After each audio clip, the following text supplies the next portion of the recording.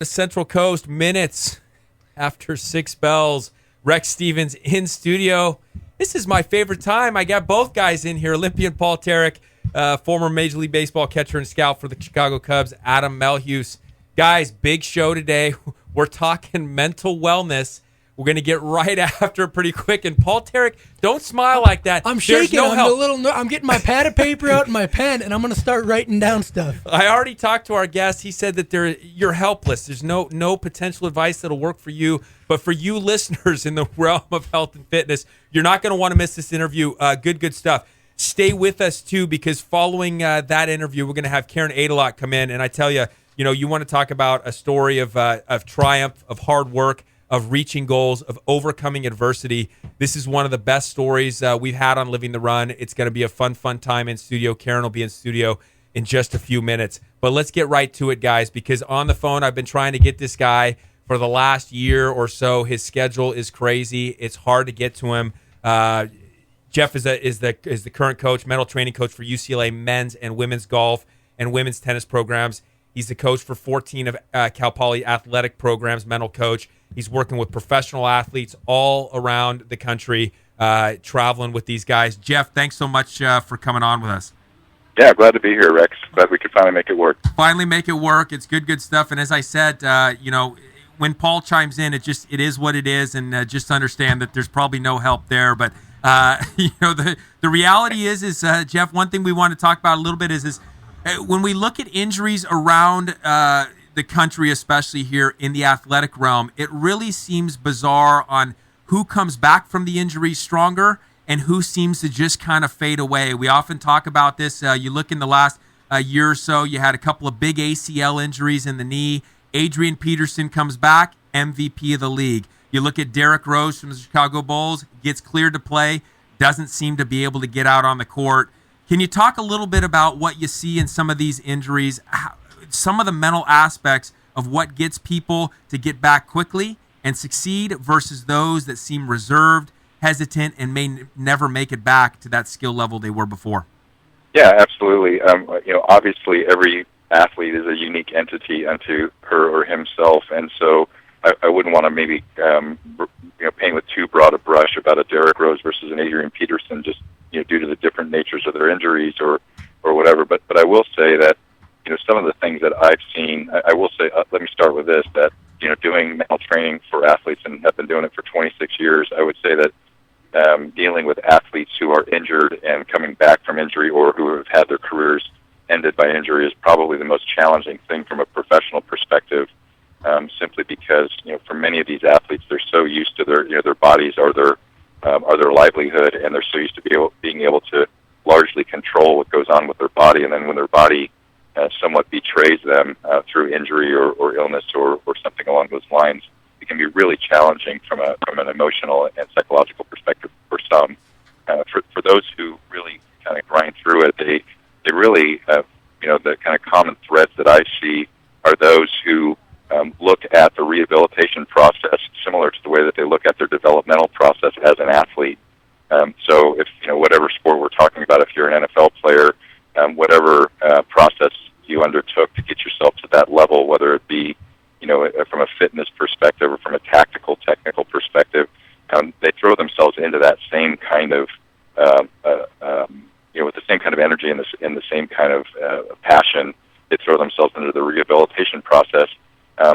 Contrarily, on the other side, what I see somewhat inhibiting athletes who sometimes are challenged in their rehab process is a little bit too much looking back in the past and a little bit too much worrying about the future. So, again, the athlete who's rehabbing well and effectively is one who's thinking about how do I get better tomorrow, and the one who sometimes gets hamstrung is the one who is either looking out into the future like, oh my gosh, I don't know if I'm going to be able to be the player that I was, or one of the phrases that I use often with injured athletes is they're often haunted by the ghost of who they were in the past, and they're making constant comparisons between where they are now in the rehab process or in their return to play.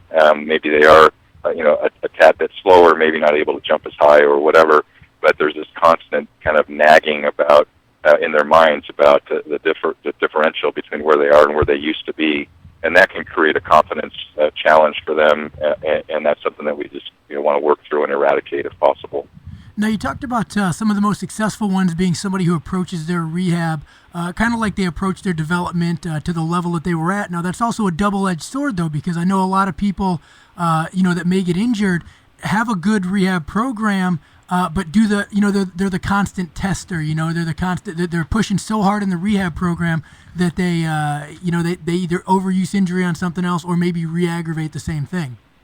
I completely agree, and I guess I would put it in the same context as with developing their skill set.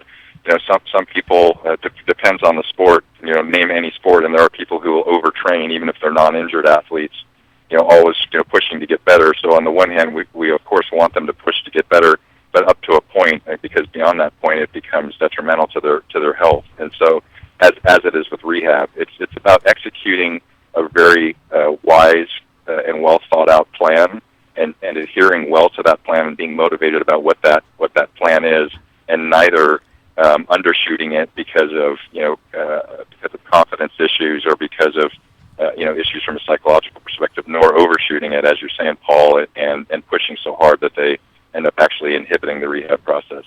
Hey, Jeff, Adam Melius here. I'll speak kind of from a baseball perspective. I know, pitchers being injured, or anybody for that matter being injured, baseball-wise, your arm is your livelihood, but especially a pitcher, guys that I saw that were really successful had the injury, and I'm speaking of Tommy John, have the surgery and go through the rehab process. And there was, at some point along the line there was, okay, I've got a second lease on life now, so to speak. My arm is now better.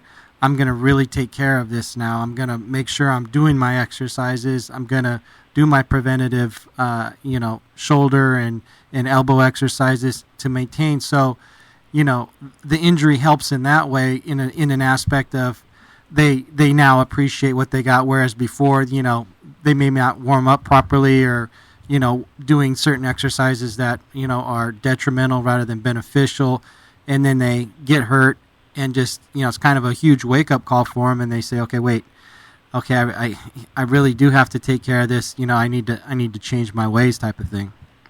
I think that's a great point, Adam. I mean, I was actually on the phone today with a young lady who was in the triathlon up in Napa this last weekend, and she ended up coming out with a fractured tibia, but she had some signs along the way that things were going on in her leg, and she kind of chose to ignore them.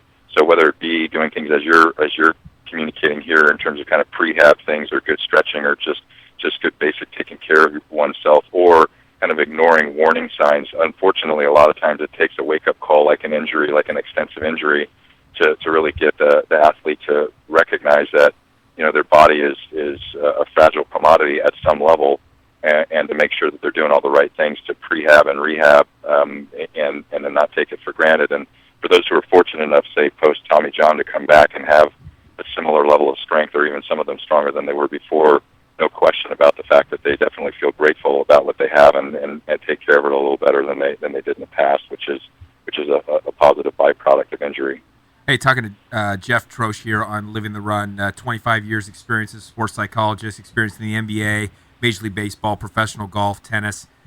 Jeff, what are some of the subtleties that you're doing? As we read about some of the testimonials from athletes that have worked with you, et cetera, oftentimes in the world of psychology, you hear this kind of voodoo terms that come to people. Sometimes people are leery coming in. I even read some stories. People are leery, and then they walk away and say, geez, he totally relaxed me. He totally got me focused. What are some of the simplest things that even some of us at home might be able to do, one or two strategies very easily to calm our system, get our focus right? And as you said, trying to get people to fixate on not so much their outcome, not so much worrying about their outcome, but having a quality plan so that whatever they're trying to do, fitness, elite athleticism, or what have you, that they thrive in it. Right. Yeah. And a couple things related to that, Rex. And one is, and the number one answer is the one that you just articulated. For me, when I'm asked, when I do like large presentations or whatever, like what's the number one thing that I see inhibiting athletes' performance from a mental perspective? And again, every athlete's unique, but I would say on balance, the number one thing is an excessive focus and attention placed on outcome and results, which gets athletes, for some, actually for a minority of athletes, that actually is a positive thing, and it helps drive them and impel them towards great performance. But for a lot of athletes, what it does is it creates competitive anxiety, and it gets their attention away from the process of executing the task that's right in front of them today. So that's why for me, with whatever goal-setting exercises that I do with athletes, at the end of it, whatever their articulated intention is, whether it's a gold medal at an Olympic Games or a World Championship or a national championship or whatever, all those things are fine and dandy for me, and I like the athletes to have that kind of dream out in front of them. What I really prefer is, in addition to that athletes really lock in on a goal of getting one day better every day, and that they're very clear and about their intention every day, and that they have a purposeful feedback loop at the end of the day. So basically, when one wakes up in the morning, you know what you're going to go after in terms of developmental improvement, and at the end of the day, when you hit your head on the pillow, you're really clear about what that was. And that can even be a day where things didn't go very well in the gym or in the competitive arena or whatever. But as long as the athlete learns something from that day and can apply that to tomorrow, that's still a day better and a day improved. And at the end of the month or at the end of the year or whatever the long-term goal might be, it still comes down to having gotten better every day along the way. And the more I help athletes get their focus and attention on their task and on their process, the more likely they are to be attending to the things that are going to help them be successful in the long run. Now, you talked about it a little earlier when you said, when people were training or getting ready for something, they weren't maybe paying attention to getting injured, and then they ended up injured. Let's talk before the injury. What kind of things can somebody do? Because, sports psychology isn't just for some elite competition or post-injury. You can utilize these practices at any time during your training. So what kind of things would you recommend people just getting into, say, marathon training or triathlon training, some simple exercises they can use to improve their performance and maybe actually fend off injury? Yeah, at the risk of being overly repetitive, I think the very first thing is really generic, and I think applies to everybody. And it doesn't matter if you're putting on the running shoes for the first time or trying for your first marathon or whatever. It still comes down to being really aware of what your goal is on that day and paying attention to that specific thing for that day. And I think the other thing, Paul, and I appreciate you actually bringing this up, that a lot of people look at sports psychology or mental training. I mean, I certainly appreciate that there are a lot of people who do what I do for a living who, frankly, aren't very good at what they do and or have really kind of put a black mark on our profession because they're really not very professional and they haven't been very effective. But for the many of us who have been fortunate enough to work with good athletes and help them along the way, it's not just about, something's broken, let's try to fix it from an emotional or psychological perspective. It's also about, as you're saying, being preventative and basically coaching the part of the sport that is about the mind and not necessarily about the body. So, having a purpose and an intention every day can be helpful. Learning how to bring one to being more present through, I'm a big fan of breathing exercises and relaxation exercises, using imagery and visualization as it relates to either performance from the past that one can relive, kind of play a highlight film in one's head on a consistent basis to help continue to build a base of confidence, and or imagery and visualization about an upcoming training session or an event. And those are among the many tools or exercises that the athletes can use to be helpful. Awesome stuff, Jeff. We appreciate you taking the time. We are better as listeners. We are improved as listeners tonight. We'll take some of these things, basic fundamentals that you bring, and the reality, and I'm sure you see this as the mental aspect, especially in the sports that you've been with, golf and tennis, is as big as anything. As we just saw in Wimbledon, Andy Murray getting past that hurdle, getting past some of those things that have bogged people down probably so much mentally, visually. I'm sure he saw himself win that Wimbledon championship many times before he ever actually did. And appreciate so much you taking the time with us to help out our listeners and help us continue to go. Hey, you're quite welcome, Rex. Love to do it again sometime if you'd like. Awesome, Jeff. Thanks to your wife and daughter for letting you take some time with us tonight. Yeah, no problem. Enjoyed it. Thanks, guys. Okay. Good stuff, guys. You can tell, so fundamental, so brilliant on the delivery, the approach, and it's this is why people hire him, because it takes them from being good to great, changing some of that mental aspect. And so oftentimes you got those physically great athletes that just can't simply get to the goal or can't win because of the mental block. Jeff Troesch, brilliant. Well, I think Adam may see this more than anybody else. Being a scout, is he sees guys. That's part of his job, not just to see the guy that can throw a country mile or can hit every ball out of the park. To see a guy that can actually play the game, compete, and be there when it. There's a lot of practice players, a lot of practice world records. There's guys that can do everything in training when the pressure's not on and nobody's looking. But I'm sure you've seen your share of guys that just didn't have that edge when it was time. No, definitely. Played with them too. Guys that were first round picks and all this other stuff that were. Would you care to drop any names? Nah, I'm gonna hold off. I'm not gonna go the Jose Canseco route on you guys. But just the book will be out soon, folks. Yeah, you got guys just massively talented, but just their first sign of any adversity and just didn't know how to handle it and stuff like that. I mean, you see it all the time, but I mean, this stuff is awesome. I was at the tail end of my career with Texas. They had a guy that was on staff that, just got to dabble a little bit with him my time there, and it was unbelievable. I wish I had it my whole career. Phenomenal stuff from Jeff Troesch. We'll have to get him back. Speaking of adversity, we got a great story next. Karen Aydelott in studio. Guys, you're going to have to make room for. Small studio here. We'll bring her in. Incredible feats. Great athlete before, had a trauma, coming back, just qualified for Kona Ironman. This is a story you're not going to want to miss. Stick with us here on Living the Run. You're listening to Living the Run on ESPN Radio 1280 The Ticket.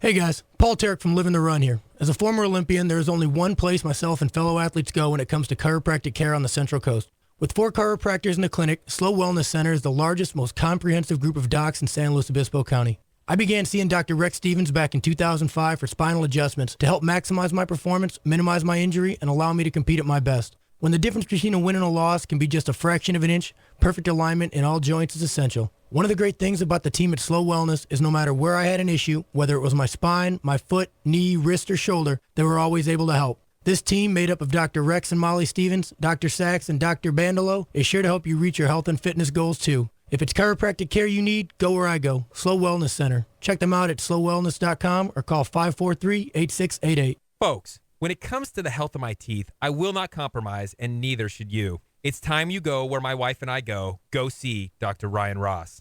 I get it. Not everyone loves a dentist, and heck, even a few of you out there are scared to death of these offices. Bad past experiences? Well, you ever had a bad haircut? How about a bad meal somewhere? You didn't stop getting your haircut, and you certainly didn't stop eating, so stop ignoring your teeth. Dr. Ross's gentle approach, calming demeanor, and office full of upbeat staff put your dental fears to rest. Conveniently located in a great little house on Marsh Street downtown, Dr. Ross's office exudes the highest level of professionalism, mixed with an atmosphere much like your own home. Look, nobody's in a rush here. It's not a get 'em in, get 'em out atmosphere. Every time I'm in Dr. Ross's office, it's like I'm the only guy that matters. No distractions, just full focus on my oral health. If you're interested in the highest quality in dental care and want to walk out of the office every time with a smile, call Dr. Ryan Ross today, 541-5800. Puma Aquatics team offers year-round swim programming for novice, recreational, and competitive swimmers. For 16 years, Puma has developed some of the fastest swimmers on the Central Coast, as well as the nation. Puma has 3 convenient locations to choose from, providing programming for all of San Luis Obispo County. Puma offers swim assessments for new swimmers on Tuesdays and Thursdays at the SLO Kennedy Club, Atascadero Kennedy Club, and Arroyo Grande High School. For more information about Puma Aquatics, check out pumaswim.org. Join the Puma Pride and challenge yourself to reach new levels in your swimming. Puma Aquatics, where pride, passion, and persistence pay off. You want to get fit? And I mean really fit? Fit for fun? Fit for looking good? Fit for life? It can happen for you at Athlon Fitness and Performance in San Luis Obispo. Athlon has a 4-week fitness fast start designed to get anyone back on track and moving like a champion quickly and effectively. For a limited time, you can start Athlon's 4-week fitness fast start for only $197. That's 4 weeks of personal training, nutritional guidance, movement rehabilitation, motivation, fun, and encouragement, all for just $197. Take your body and your athleticism to a new level. Go to athlonslow.com. That's ATHLONSLO.com to learn more about the 4-week fitness fast start. It'll be the best decision you'll ever make.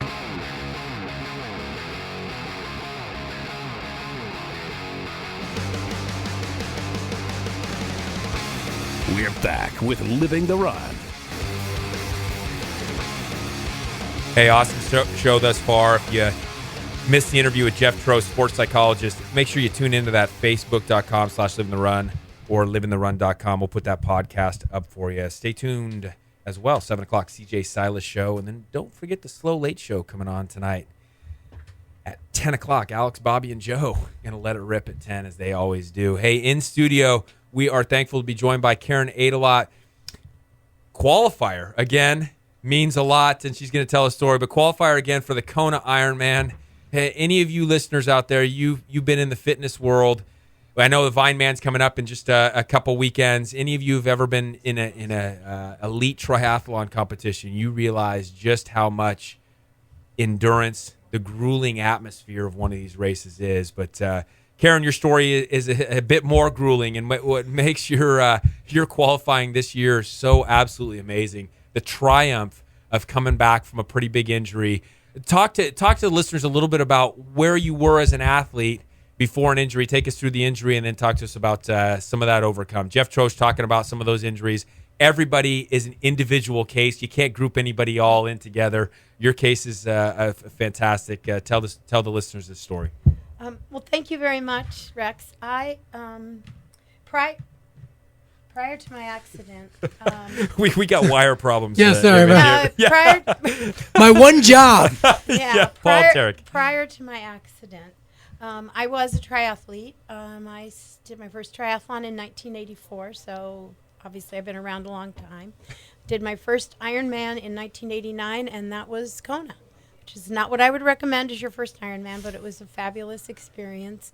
And by then I was pretty hooked, so I continued to race regularly, get better, which was not an expectation so much. I really just did it because I enjoyed it, and my goal was to have the race I knew I had in me, not necessarily win. But that race did win first place in my age group in Kona in 1997. And I continued to race fairly effectively. And in 2006, the summer of 2006, I was rear-ended by a distracted driver, also uninsured. And the injuries were pretty much recoverable except for a really bad blowout break of practically every bone in my ankle. And 2 years of surgery, a bone infection did not solve the problem. So the best solution was to amputate. And at that point, it was like somebody opened the door again. It meant that I could at least imagine that I might be able to do the things that I wanted to do, and to actually put one foot in front of the other. I had both feet now that worked, and be able to try. I mean, I hate to use the word try when I'm a triathlete, but to actually, put an effort forth and see if I could get results. And every little step was a moment of success, really, that propelled me forward. You say amputate like it was like a option. I just had to have this foot splinted up. I mean, it was a long time period between the accident and when you had the amputation, and then during that time period, what were you doing? Actually, if I didn't have an open wound, because I also had back surgery, it messed up my back, as Rex knows, so if I didn't have an open wound, I was in the pool. And when I had a cast on, I discovered you can purchase cast covers that actually work, and you can swim with a cast on. So I swam, and when I was allowed to put any weight on it at all, my husband would figure out a way to strap the cast on to my pedal, a clipless pedal, of course, and I would ride my trainer, sometimes with very little weight on it, but at least getting some form of exercise. So I did what I could under, within each circumstance. Other times I was just recovering. Karen, was there ever a moment that you didn't expect to get back out on the racetrack? Was there ever a thought in your mind that said, you know what, my racing career is over, I'm just going to move on with new hobbies? I mean, the way you're talking, it almost sounds like that was never even a possibility, like you never considered it. It was just, hey, when I can get in the water, put me in the water. Yeah. If you can put me on a bike, I'd like to do that too. When I was transferred to a specialist after the accident, the doctor whom I grew to love very much and respect very much, but the first thing he did after he looked at the x-ray, and I said to him, you've got to fix this, I'm a triathlete. He said, you were a triathlete. And then went on to explain that the best option to avoid a bone infection or amputation, which I avoided neither, was to try to fuse it, and it wouldn't fuse. But all along, I knew that he said you'll be able to ride a bike and swim. So I kind of hung on to that, and I figured he didn't know me very well, and I could shuffle, I could walk, I could do something that would get me through that part of a triathlon or something. But there was a long time when I really didn't think I'd ever be able to really run. Was the visualization for you Kona? Again, I mean, because Kona was your first, when you realized that it was going to be for real, that you could get back into the triathlon world, was the visualization automatically Kona? What it was for me, and when I'm been very supported by and have supported on my own the Challenged Athletes Foundation, which I can talk more about. But when I had to fill out a questionnaire and write my story in order to get a grant for a running leg, at that point my goals were stages. I had already done a half Ironman by then. I had sort of stumbled through it in a regular foot. And then I wanted to do a full Ironman.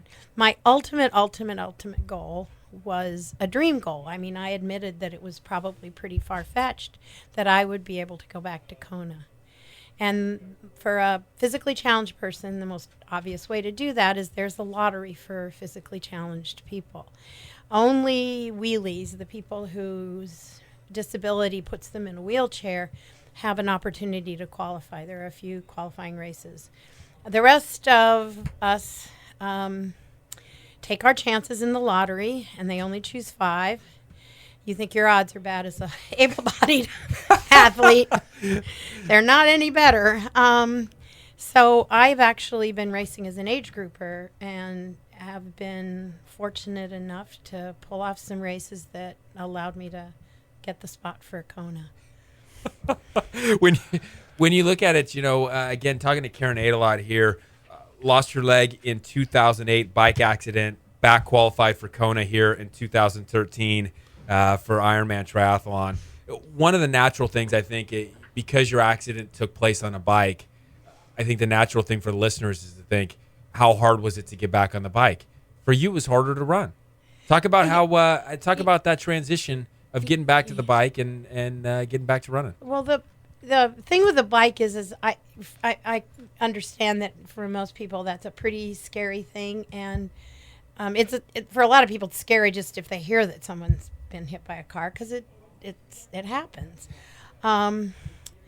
I love doing all this. I love cycling. I'm also you tell me I can't, and I'm going to figure out how to prove you wrong. I don't know why I'm built that way, but and we're it's only asking why and Paul it's, Terrick's built his and way it's too. only things that I have control over. I mean, don't impose that on other people, but I think I just thought enough about it that I really wanted to do it. But I do things differently. I lived in Pasadena at the time, and I did not ride on streets in Pasadena after my accident. When I moved here, I was very cautious. I would drive out of town before I would get on my bike.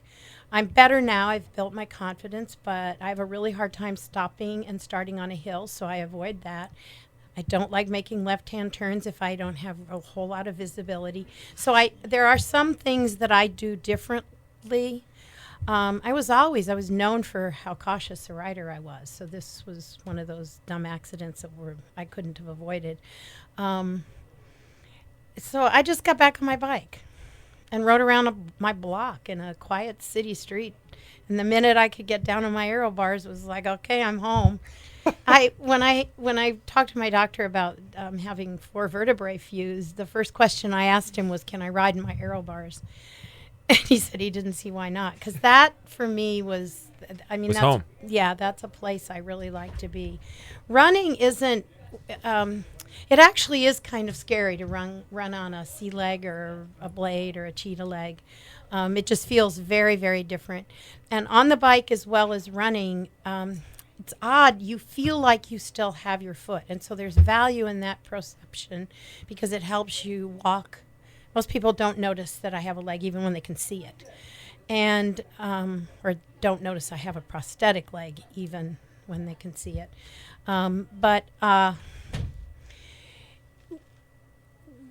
It requires you to use muscles that aren't the muscles you normally use. And because I felt like my foot and ankle were there when I first got on my bike, I couldn't stabilize the bike because I was trying to balance with my foot and my ankle, which is what most people balance with. And it felt, the nerves still go down there and think it's there.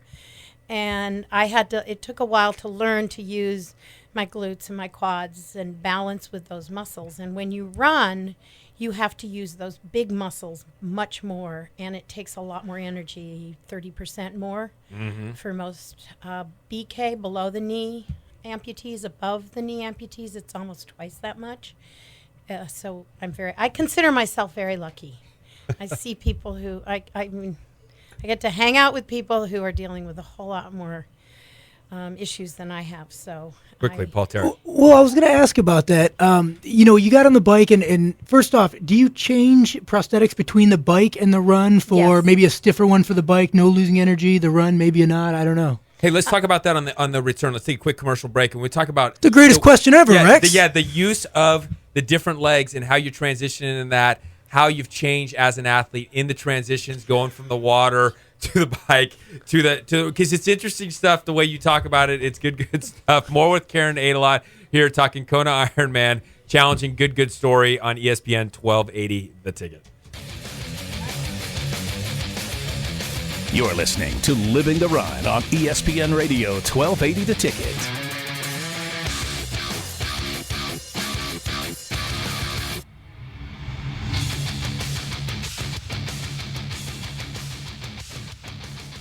Hey guys, Paul Terry from Living the Run here. As a former Olympian, there is only one place myself and fellow athletes go when it comes to chiropractic care on the Central Coast. With 4 chiropractors in the clinic, Slow Wellness Center is the largest, most comprehensive group of docs in San Luis Obispo County. I began seeing Dr. Rex Stevens back in 2005 for spinal adjustments to help maximize my performance, minimize my injury, and allow me to compete at my best. When the difference between a win and a loss can be just a fraction of an inch, perfect alignment in all joints is essential. One of the great things about the team at Slow Wellness is no matter where I had an issue, whether it was my spine, my foot, knee, wrist, or shoulder, they were always able to help. This team, made up of Dr. Rex and Molly Stevens, Dr. Sachs, and Dr. Bandolo, is sure to help you reach your health and fitness goals too. If it's chiropractic care you need, go where I go, Slow Wellness Center. Check them out at slowwellness.com or call 543-8688. Folks, when it comes to the health of my teeth, I will not compromise, and neither should you. It's time you go where my wife and I go see Dr. Ryan Ross.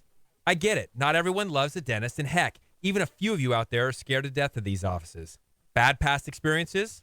Well, you ever had a bad haircut? How about a bad meal somewhere? You didn't stop getting your haircut, and you certainly didn't stop eating, so stop ignoring your teeth. Dr. Ross's gentle approach, calming demeanor, and office full of upbeat staff put your dental fears to rest. Conveniently located in a great little house on Marsh Street downtown, Dr. Ross's office exudes the highest level of professionalism, mixed with an atmosphere much like your own home. Look, nobody's in a rush here. It's not a get 'em in, get 'em out atmosphere. Every time I'm in Dr. Ross's office, it's like I'm the only guy that matters. No distractions, just full focus on my oral health. If you're interested in the highest quality in dental care and want to walk out of the office every time with a smile, call Dr. Ryan Ross today, 541-5800. Puma Aquatics team offers year-round swim programming for novice, recreational, and competitive swimmers. For 16 years, Puma has developed some of the fastest swimmers on the Central Coast, as well as the nation. Puma has 3 convenient locations to choose from, providing programming for all of San Luis Obispo County. Puma offers swim assessments for new swimmers on Tuesdays and Thursdays at the SLO Kennedy Club, Atascadero Kennedy Club, and Arroyo Grande High School. For more information about Puma Aquatics, check out pumaswim.org. Join the Puma Pride and challenge yourself to reach new levels in your swimming. Puma Aquatics, where pride, passion, and persistence pay off. You want to get fit? And I mean really fit? Fit for fun? Fit for looking good? Fit for life? It can happen for you at Athlon Fitness and Performance in San Luis Obispo. Athlon has a 4-week fitness fast start designed to get anyone back on track and moving like a champion quickly and effectively. For a limited time, you can start Athlon's 4-week fitness fast start for only $197. That's 4 weeks of personal training, nutritional guidance, movement rehabilitation, motivation, fun, and encouragement, all for just $197. Take your body and your athleticism to a new level. Go to athlonslo.com. That's ATHLONSLO.com to learn more about the 4-week fitness fast start. It'll be the best decision you'll ever make.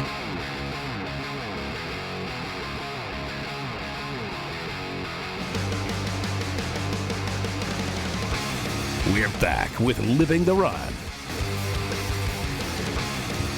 The engineer mind and Paul Tarek trying to find a way to get propeller on Karen's. Well, once she told me there were no propulsion devices allowed, I wondered if it was possible to get one that was just hollow, maybe to aid in buoyancy across.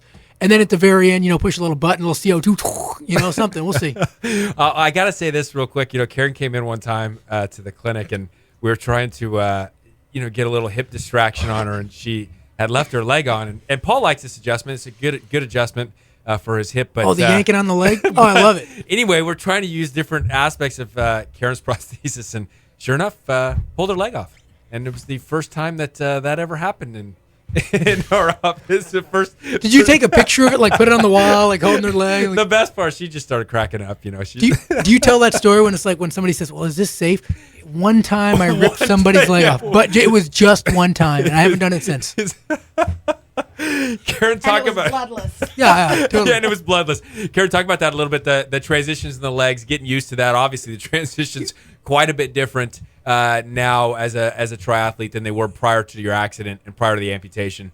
You talk a little bit about that, because I know you described it as comical. You described it as comical at the break. It requires a true sense of humor, because there's not a lot you can do about the fact that you might had a really good swimming time, and then somebody has to lift you out of the water and get you to a chair and get you to your leg, and you got to get your leg on, and all the while everybody else is running past you up to the timing mat, and you're counting the seconds that they're getting a better time. I just imagine triathletes complaining because I had to get on I had to get my shoes on and my bike and this, and it's dude, I had to put my leg on, man. I put my leg on. All right, relax.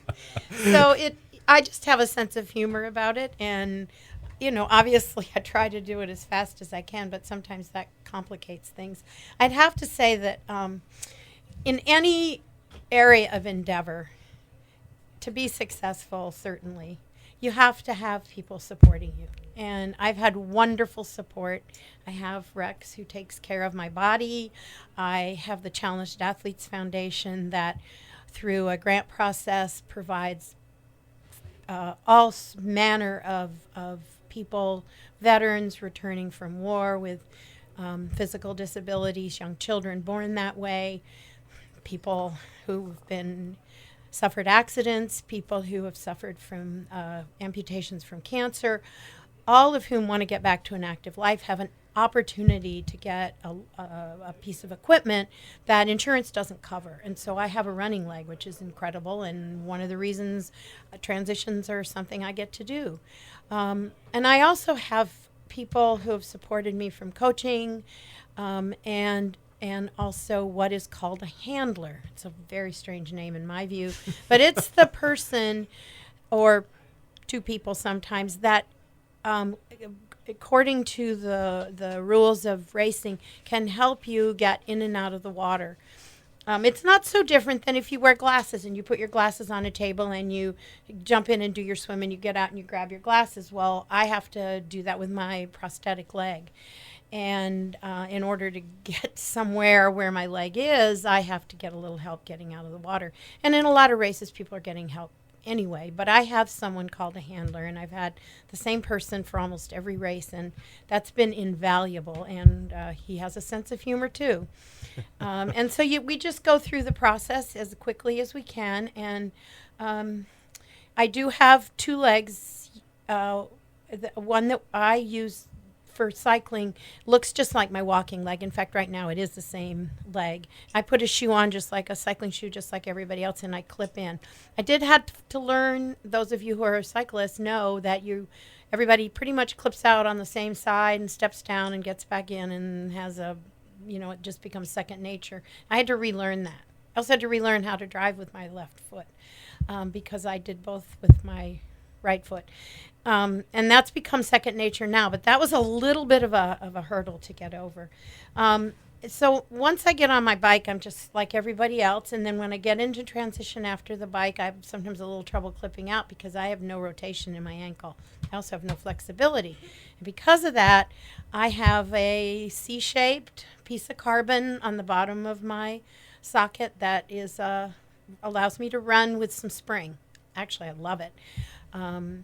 The really crucial part of competing and doing the wear and tear on my stump that I cause that makes the socket fit the most important part of all of this, and that's been the biggest challenge for me, is to just maintain a healthy, I know this sounds weird, I could say residual limb, but I have to maintain that.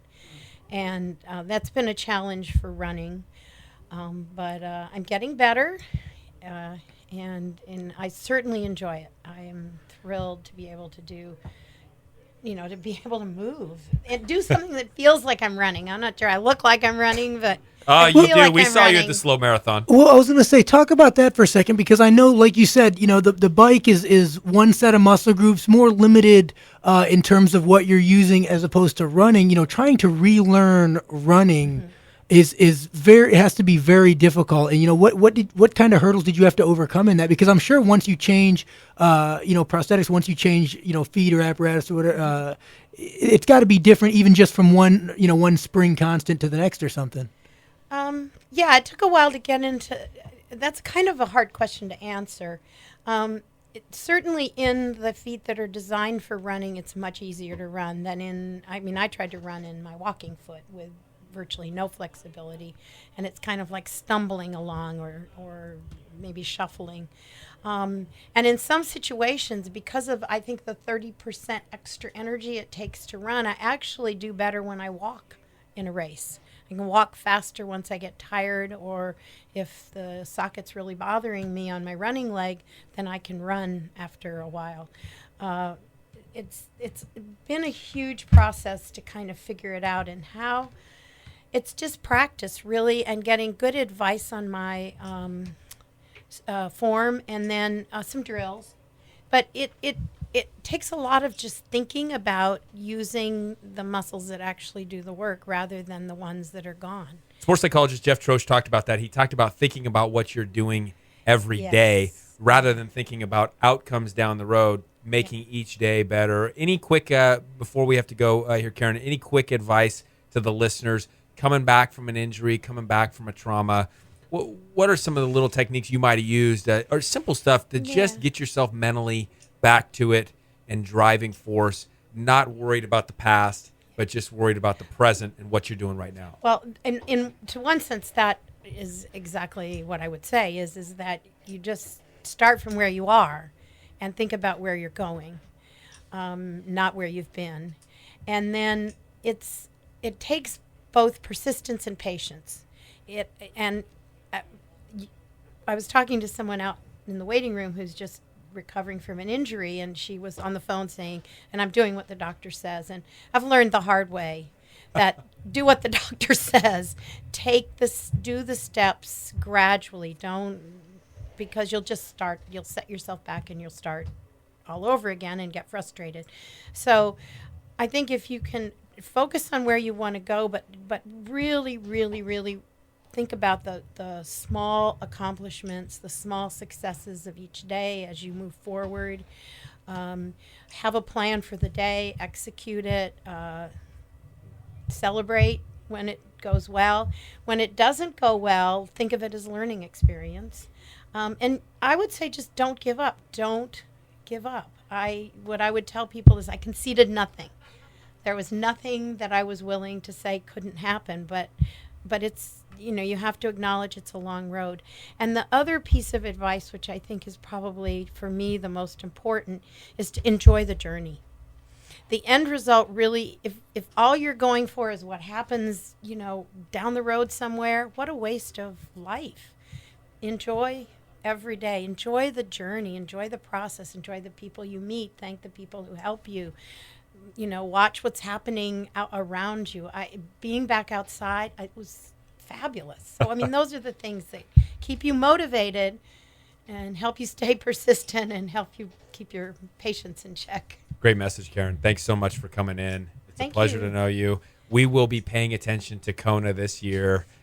So excited for you, just a couple months away. That's scary. Hey, as always, our guests here get $20 gift card to Jaffa Cafe, our favorite Greek food. Adnan, Mary, Adam, and the guys. This will replenish you after one of those long bike rides, little jog, what have absolutely. you. So. I love the place. I had no idea. Thank you. Or you could do it in place of the long bike ride or run, and then you could totally feel good while you're eating. Hey, Paul, Adam, and I will wrap up the show here on Living the Run here on ESPN 1280 The Ticket. Again, thanks to Karen Aydelott for coming in. Stick with us, guys. You're listening to Living the Run on ESPN Radio 1280 The Ticket.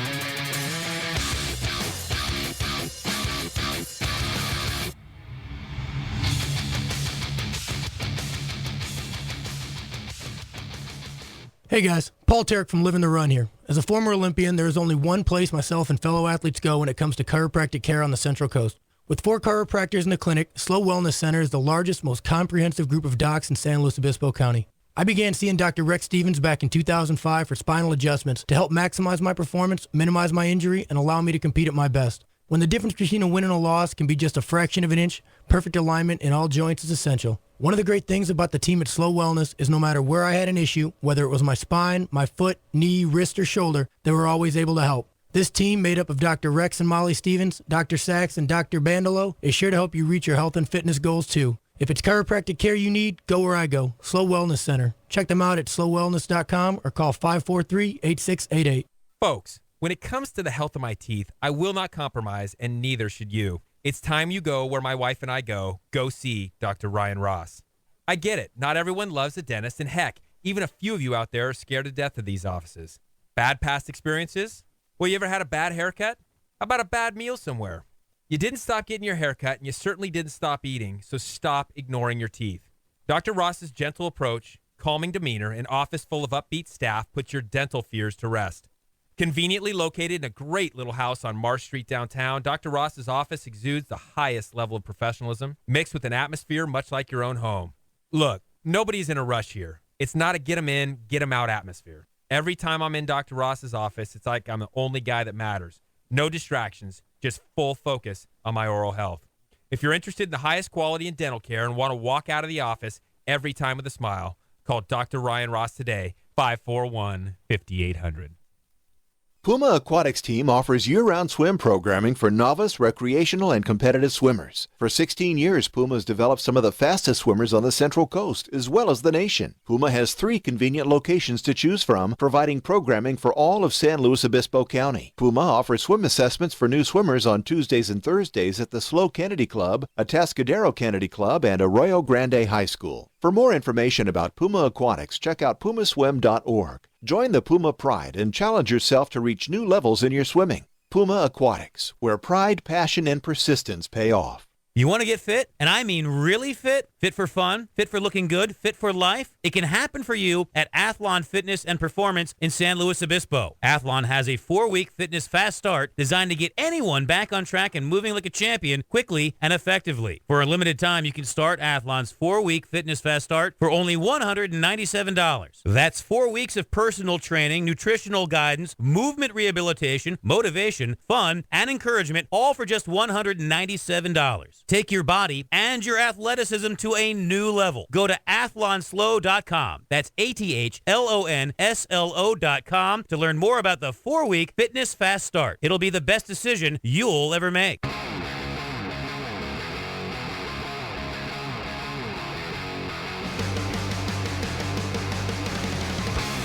We're back with Living the Run. Great show. What was the T-shirt, Paul? What was the? No, see, now I'm gonna sound like the bad guy when I say that she actually brought it up. I just polished it, and the T-shirt was, "I ain't drunk. I only got one leg." Karen laughed at it. If you missed any of that incredible interview with Karen Aydelott, inspiring athlete, by all means, incredible stuff. Jeff Troesch, great interview as well. Guys, next week, either next week or the week after, we're going to have Samantha Pruitt and Thomas Rice back in. They get the Tahoe 100 this weekend, another huge race. We had a ton of fun this last weekend, people doing the different things, Morro Bay, Rock to Pier run. We had the Boston 5K downtown, raising money for Boston. It was a huge success. I had a ton of fun emceeing that thing. A lot of good stuff. City of the Sea, Paul, looks like you got finagled into running a little half marathon in October, huh? Yeah, it sounds like it. I keep getting goaded. There's more and more guys from my crew on it, and I think I'm going to start training here shortly, I think. Rex Stevens, Paul Tarek, Adam Melhuse in studio. We're here every Wednesday talking health and fitness. Hey, guys, tips and takeaways from tonight's show. Adam. One step at a time. I know Jeff was talking about not looking too far out ahead to the finish line, if you will. Just that next step. Just each day as you lay your head down. You know, how did I do, and what did I do to get better?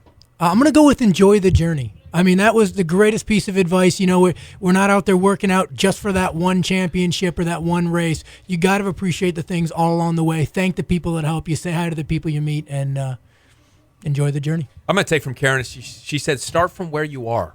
I thought start from where you are was fantastic. It seems to be such a glitch for so many people because they think about where they were in the past. They think about the limitations to them in the future. And, that's a Paul Tarek thing. When you're an Olympian, it's so hard to get going again thinking about that past. But start from where you are. Guys, a great show. As always, fun to have both of you in studio. Again, thanks to our guest, Jeff Troesch. Thanks to Karen Aydelott. Fantastic stuff. Coming up, we got Badwater. We got the Tahoe Rim 100. A lot of stuff going on. Stay tuned here, though, guys. Next, 7 o'clock, you got the CJ Silas Show right here on ESPN 1280. The Ticket.